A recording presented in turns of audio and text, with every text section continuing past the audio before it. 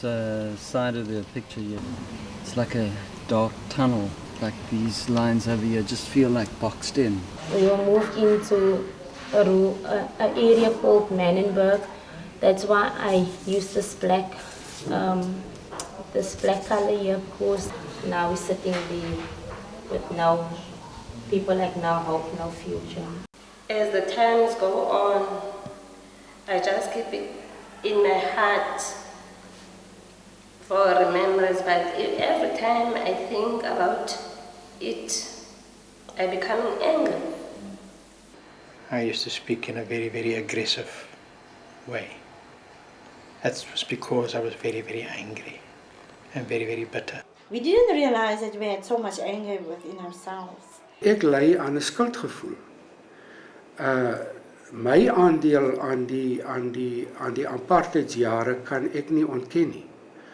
En ek het altyd hierdie behoefte gehad, veral in die laaste jare, dat ek graag met mense van ander rassegroepe wil praat en ook my eie hart wil skoonmaak van sy emosies van skuld. It seemed to me that we all had a story to tell about the apartheid years, about our experience of what had happened in South Africa. And it was clear that we would not create a very nice society if, in fact, we were filled with hatred and bitterness and self-pity and desire for revenge. We began to experiment with a model that we called from the beginning a healing of the memories workshop. And key to it is this safe space. Key to it is storytelling. It is storytelling in the context of journey. We're delighted that you're here. This workshop is a journey. It's a journey that is going to focus not so much on what we think, but on what we feel. And often through the workshop we'll be asking you, how do you feel? Africa, your heroic determination, your commitment to justice, viva, have broken down the chains of apartheid. Oh, Aziko, finish, Perile. All you people, the truth is coming.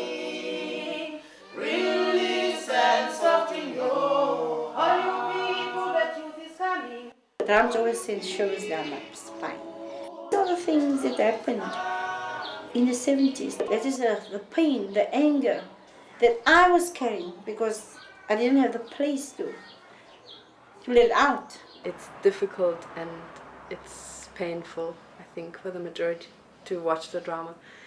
And even though I didn't live through apartheid, I cry at the drama. It's just an emotional trigger that often throws people into a memory space, and not in pleasant ways. Okay, to take my own.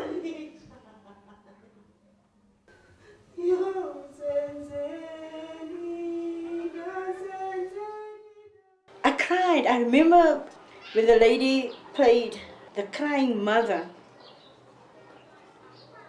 I cried. I cried for all the pain of the apartheid that affected my life. I cried because of all the anger and remembering things I saw, how it affected my life, how it affected my childhood, how it affected me growing up and being moved from from town to Manenberg, and how this Manenberg destroyed my life, how because of the apartheid it destroyed my life. Into sayenza ke namhlanje sizawusebenzisa ukuzonga. Umuntu ngamnye besicela ukuthi ke asebenzise elaphepha azobe ibali lakhe. These are the pictures we're going to use when we're working in our small groups.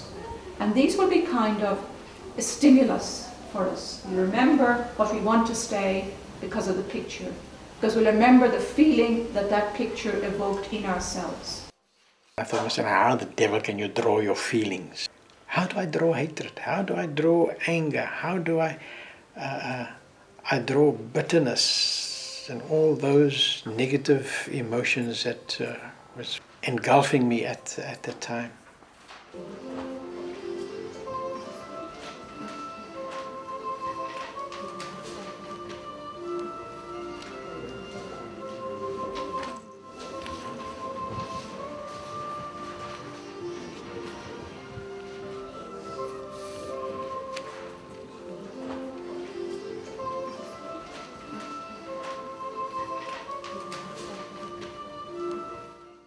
The drawing is important because when we are in a circle around the stories, we need something to kind of hang on to. It's hard enough for people to tell their stories, but if we can look at the drawing, then we're all looking down and we're all looking at the drawing, and you can relax. So the drawing is important, not because of drawing per se, but because there's something to focus on. Somehow it makes it physical. I was able to express myself, my story, my feelings. And for the first time somebody was listening. Dit was vir my 'n openbaring om te hoor uit hierdie mense se eie mond, om te hoor wat hulle beleef het, hoe hulle daaroor voel, die gevoelens van haat en van teleurstelling en van angs en van kommer en van verwerping wat daar by hulle is. En dit het vir my 'n insig gegee wat ek graag wou gehad het, maar wat ek nog nooit die geleentheid gehad het om te kan ervaar nie. It helped me to open up, to just discover myself, because I think it's there that I managed to say things that I never even told my mother. I was given a chance to tell that story in a mini group, almost 8 to 10 people. Yeah, from that on, I feel, tell you frankly, I'm very relieved from the pain or from the burden that I had. Ek het by hierdie klein groep, het ek die geleentheid gehad om te kon sê, ek is jammer. En ek voel skuldig oor die verlede en oor die feit dat ek deel was daarvan sonder om te besef wat die werklike impak van die bestel was op ander mense se lewens. In a way, our option for a truth commission was a way of saying as a nation, we are going to take the route of seeking to remember and to heal rather than to bury and to forget. And if poisonous memories are kept inside human beings, eventually they infect the whole system, as our whole system as human beings, physically, emotionally, psychologically, spiritually, and can even kill us. And that is also true of nations as well as of communities and individuals. Okay, I'm going to speak first, and then we're going to move to Bonasile.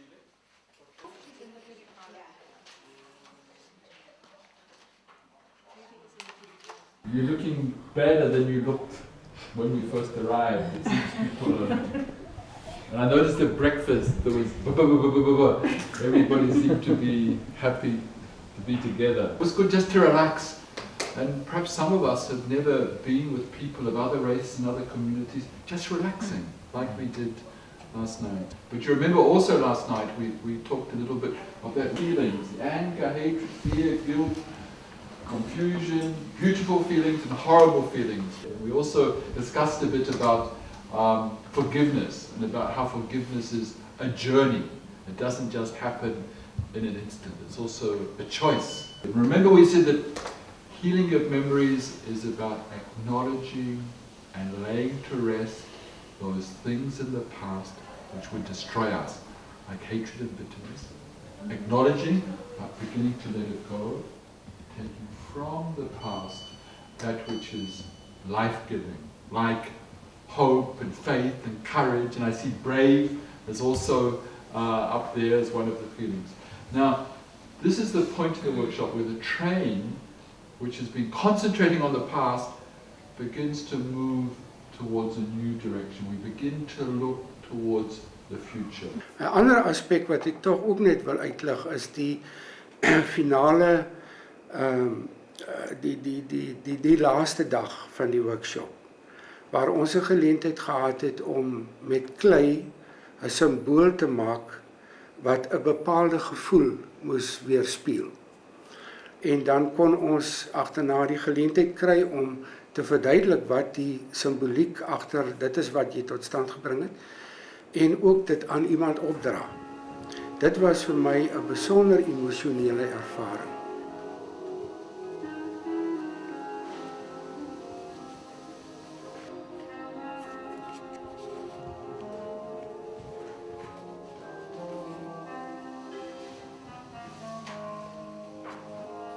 all cultures have rites of passage where we enact things symbolically. So our workshop culminates in this creation of a rite of passage, a liturgy, where people are able to celebrate the journey they have travelled, but also recognize that they have moved further in their journey.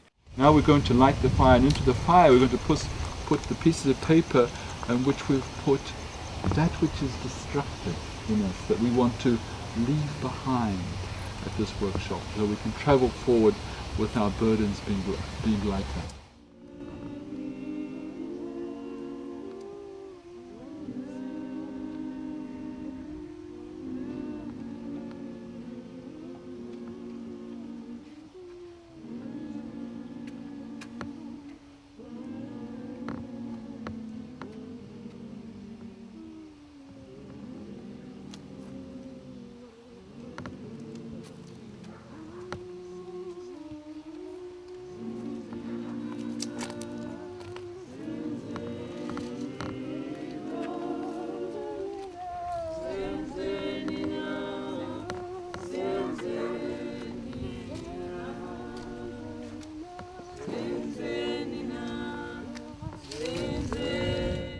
I think what I, up to today, still enjoying the most of the workshop is when we light the candle, the peace symbols.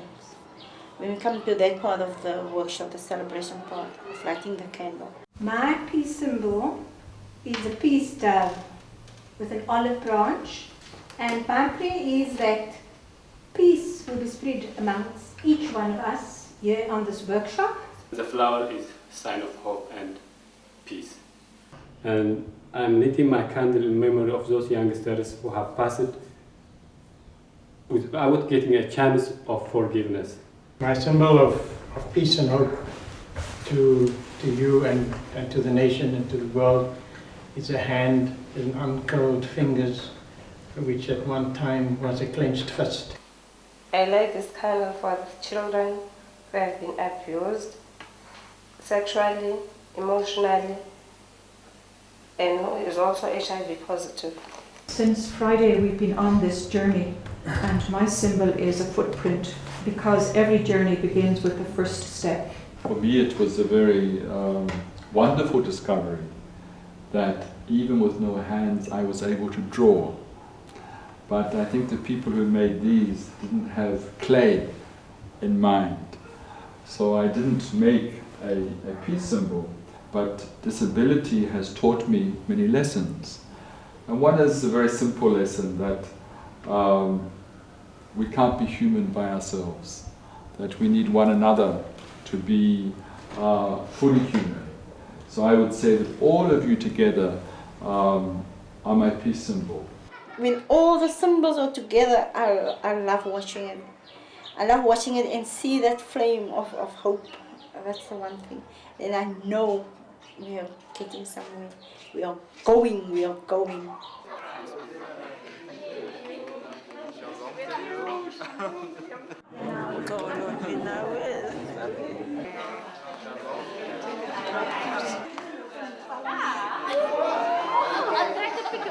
I think I was euphoric in a funny sort of sense. It was such a sense of, I really think this can work. At the end of the process, I felt a tremendous sense of relief. I actually felt that I didn't want it to stop. You come to this country and you're confronted with so much pain and drama and violence and death, and all of a sudden there's a sense like this can work and can be very beautiful. So I remember I was singing all the way home. It was in a really good space. It was in a very good space. Ek het as 'n baie gelukkige mens daar weggegaan. Ek het goed gevoel, ek het werklik 'n gevoel van toegeneentheid ervaar ook teenoor die mense saam met wie ek daar was. It changes my life completely. It does. I mean, it's working on me, because I'm not going to say that it has changed my life, but it changes my life It's actually a process. I could put my arm on the shoulder of people that I've never been so close to before. And that, for me as a white person, it meant a tremendous lot to me. I cannot describe how it has helped me. There's not even a psychologist that could help me the way it has done.